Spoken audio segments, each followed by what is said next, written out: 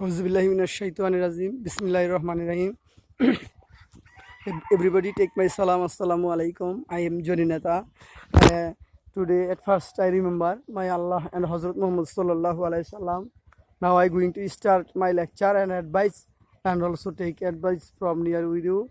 সম্মানিত দর্শকবৃন্দ সবাইকে শুভেচ্ছা জানিয়ে আমার ভিডিওটি শুরু করছি আল্লাহ রাসূলের প্রতি স্মরণ করে।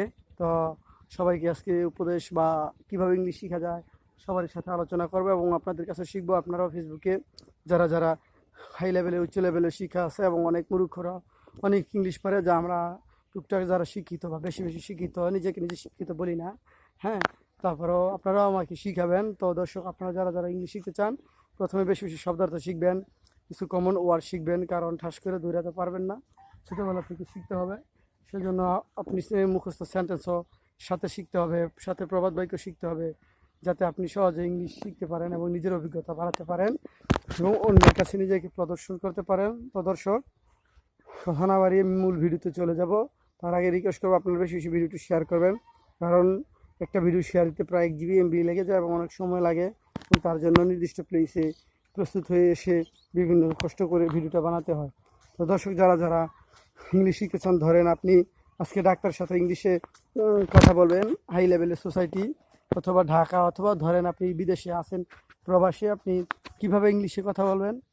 At first you ready and then you going to start for the in the way বা on the way to go to reach in the hospital. সর্বপ্রথম রেডিও হসপিটালে যাওয়ার পথে রওনা দিবেন এবং when you reach the chamber of the doctors, যখন ডক্টরের চেম্বারে পৌঁছবেন তখন প্রথমে সালাম দিবেন আসসালামু আলাইকুম, হিন্দু হলে দিবেন নমস্কার আদাব, খ্রিস্টান হলে বলবেন গড ব্লেস ইউ, বৌদ্ধ হলে বলবেন ওম শান্তি ইত্যাদি, যে যেখানে লাগে। তারপর এত কথা না বলে সালাম দিবেন বা চুপচাপ বসবেন, সেটা পারেন। তারপরে বলবেন স্যারে, যখন ডাক্তার আপনাকে জিজ্ঞেস করবে হোয়াটস ইউর প্রবলেম, যেহেতু এটা ইংলিশ কান্ট্রি, অথবা আপনি ইংলিশে কীভাবে বলবেন বা ডাক্তারে আপনাকে কীভাবে বলতে হবে বা কীভাবে বললে কোন কথার উত্তর দেবেন, সেটার জন্য আমি সব কিছু ইংলিশে বলি এবং বুঝাই দিতেছি, আপনার সাথে আলোচনা করতেছি।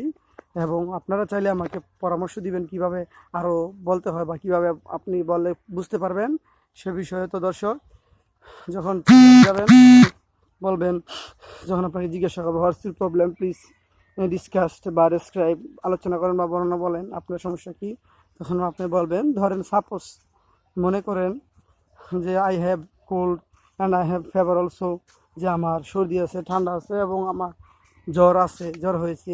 হ্যাঁ বলবেন, মানে আপনারা বলবেন আমি আসলে জাস্ট শিখাচ্ছি, এরকম কারো অসুখ আছে বা অসুখ বললে যে আমার হয়ে যাবে আপনার হয়ে যাবে এরকম না। বলবেন আই হ্যাভ আ কোল্ড বা আই হ্যাভ অলসো ফিভার, আমার ঠান্ডা সর্দি আছে এবং সাথে জ্বরও আছে। তখন ডাক্তার বলবে this is normal or so much, মানে এটা কি স্বাভাবিক, অল্প না বেশি, ফিউ না মানে সাম না ভেরি মাস, খুব বেশি না অল্প, এভাবে বলবে। তখন বলবেন যে হ্যাঁ I also feel weak in my body, আমি আমার শরীরে দুর্বল অনুভব করি, জোর পাই না। গিভ মি সাম মেডিসিন, আমাকে কিছু ওষুধ দেন, বা give me some vitamins and calcium also, যেমন আপনার হাঁটুতে হাঁটতে পারেন না, লড়তে পারেন না, হঠাৎ করে ব্যথা পান, তখন ক্যালসিয়াম আর ভিটামিন অভাবে হয়।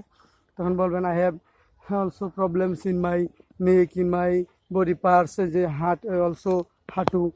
সো এমনি বলবেন, বলার পরে আপনাকে ডাক্তারে অ্যাডভাইস করবেন যে হেয়ার ইউ আর যা যা মেডিসিন দেওয়ার, মানে take the prescription and buy the prescription regularly take it, যে আপনি ওষুধগুলো কেনার পরে নিয়মিত ব্যবহার করেন। And after 1 month you also again meet with me, doctor বলবে 1 মাসের ওষুধ দিয়ে যে পরবর্তীতে আপনি আমার সাথে আবার দেখা করেন।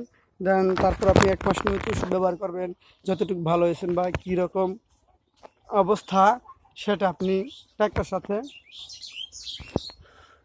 বর্ণনা করবেন। দেন এখন আসি রেগুলার ইংলিশে, যেমন বর্তমানে আমার এই অবস্থাটাতে ইংলিশ শিখাচ্ছি। যেমন আমি এখন খুব বেশি ক্ষুধার্ত, এখন আমি ভিডিও বানাতে কথা বলতে কষ্ট হচ্ছে। হ্যাঁ, যেমন I am too much hungry now, আমি এখন খুব বেশি ক্ষুধার্ত।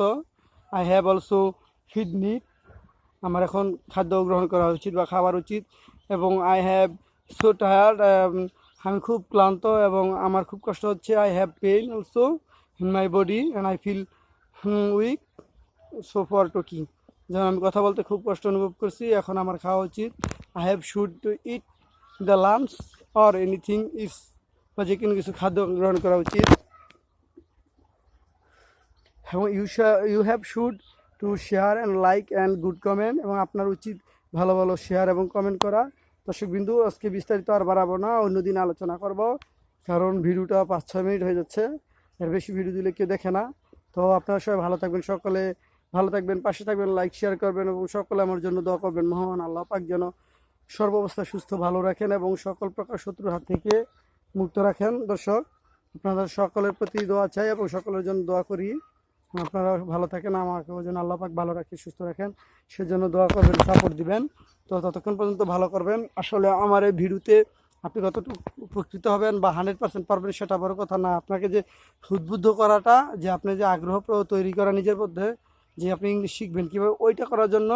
আর একবারে নর্মাল ভিডিও করি, ঠিক আছে।